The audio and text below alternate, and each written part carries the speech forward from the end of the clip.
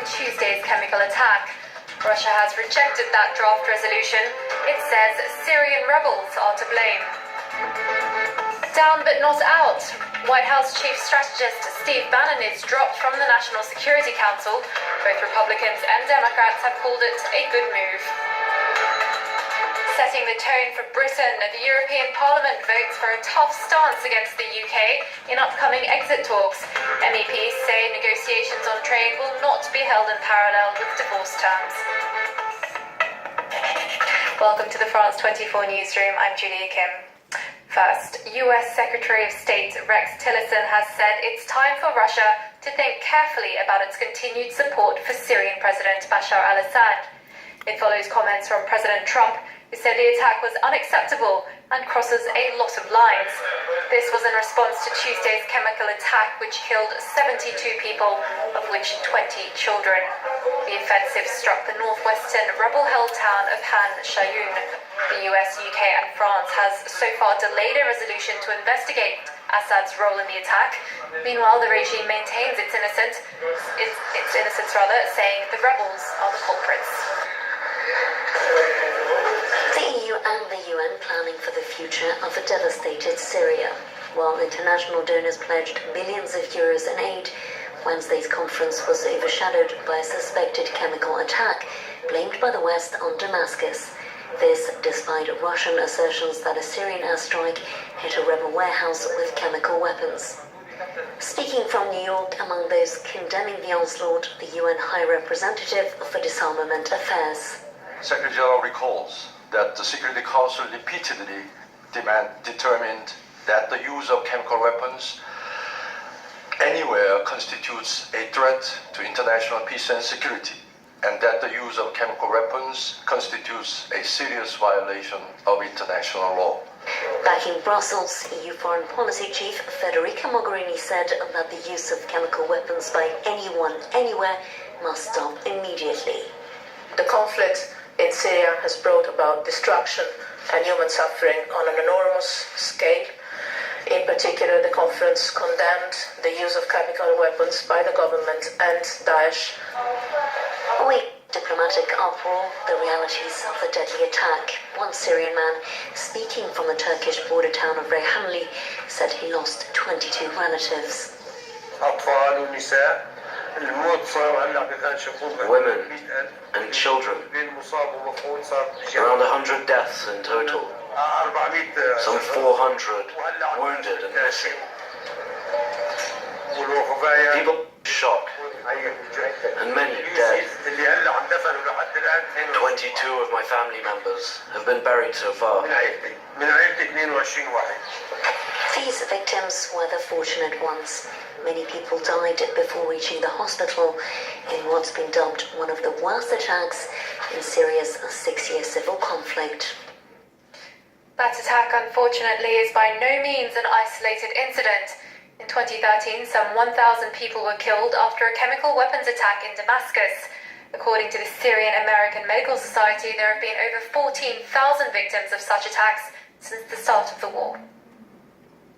In April 2013, the first published images of chemical weapons use showed victims from a sarin gas attack in Aleppo. An attack that had occurred despite a 2012 warning from the US administration. We have been very clear to the Assad regime, but also to other players on the ground, that a red line for us is we start seeing a whole bunch of chemical weapons moving around or being utilized. That would change my calculus. 4 months later, in August 2013, sarin nerve gas was used again in the suburbs of Damascus, killing 1,400 people. The Syrian government, the only known actor to possess sarin at the time, denied responsibility. That's ridiculous and unfounded. There is no proof. It's illogical and subjective. We have never used chemical weapons. Following the attack, an agreement between Washington and Moscow pushed the Syrian government to renounce its arsenal, accept UN inspections, and join the chemical weapons protocol. Syria has produced chemical weapons for decades and in large quantities. We're in a state of war. But they're stored in secure facilities to prevent them from falling into the hands of terrorists or other groups. But usage of the weapons by the regime or the Islamic State group continued. And in 2016, a UN investigation held the government responsible for 3 chemical attacks that had occurred in 2014 and 2015, and concluded that the Islamic State group had used mustard gas. At the end of February 2017, Russia, allied with the Assad government, and China vetoed Security Council sanctions against Syria for chemical weapons use. And on April 4th, 2017, at least 58 people were killed in northern Syria in what doctors say was probably a nerve gas attack. President Trump has withdrawn his chief strategist, Steve Bannon, from the National Security Council. The reshuffle is part of an overhaul by the new National Security Advisor, H.R. McMaster. As for Bannon, he's now far less involved in shaping the administration's national security policy. In a staff shake-up by Donald Trump, Steve Bannon has been stripped of his role on the National Security Council. It had been a controversial appointment. The NSC has traditionally been made up of senior-level officials from the military, the intelligence community, and other governmental bodies, while the Principals Committee, the permanent members of the Council, typically includes cabinet-level officials. Bannon's appointment raised fears that matters of national security and foreign policy could become politicized. The reshuffle came to light after a memorandum was published that no longer listed him as a member of the Council. The memo also showed the Director of National Intelligence and the Joint Chiefs Chairman have both been restored to the Principals Committee.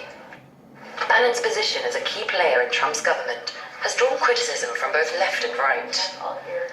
A former Marine and banker with Goldman Sachs, Bannon was previously an executive of the right-wing Breitbart news site, pushing an anti-establishment agenda, which critics accuse of xenophobia and misogyny.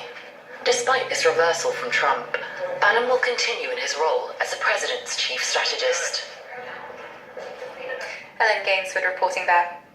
Now to Russia, where an investigation into Monday's metro blast that killed 13 people has gathered pace. Authorities have released a video of an operation to catch 6 alleged terrorist recruiters, but they stress there was no proof yet of any links to the attacker. 22-year-old Akbarjon Dadrilov, a Russian national born in Central Asian Kyrgyzstan. Emerald Maxwell has these details. In St. Petersburg apartment, a Russian special forces operation is in full swing. These men from Central Asia are suspected of recruiting terrorists. In addition to these mobile phones, investigators say they found Islamist and extremist publications.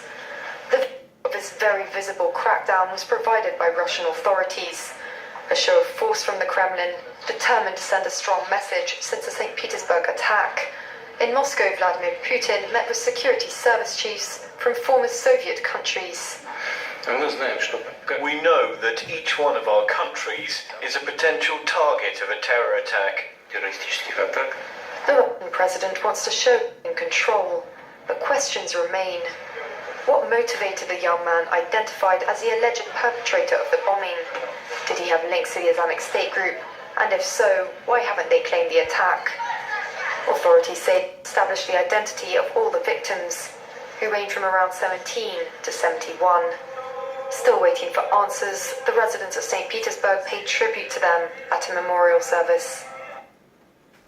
Taking a tough stance on Britain, the European Parliament has voted to adopt tough red lines for negotiations over a Brexit deal.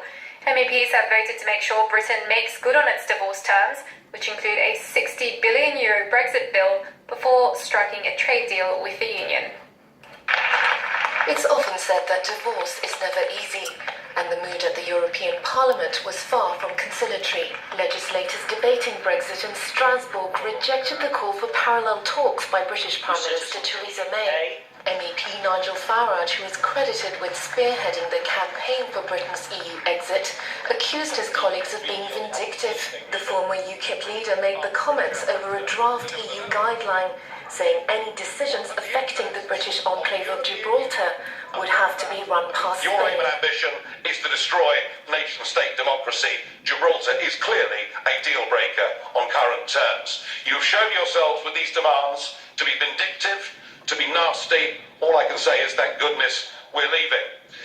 You're behaving like the mafia. You think we're a hostage. We're not. We're free to go. 5% of the global... Farage's comments were met by jeers in the chamber, but he refused to back down and said the European Union would be most hurt by Britain's departure. Meanwhile, the Parliament's chief Brexit negotiator took a more It was impossible maybe to unite Great Britain with the continent, naive maybe to reconcile the legal system of Napoleon with the common law of the British Empire, and perhaps it was never meant to be. It's important in politics as it is in life to try new partnership, new horizons, to reach out to the other at the other side of the channel. Both sides have agreed to tackle the fate of 3 million EU citizens in Britain and some 1 million Britons residing in the other EU nations.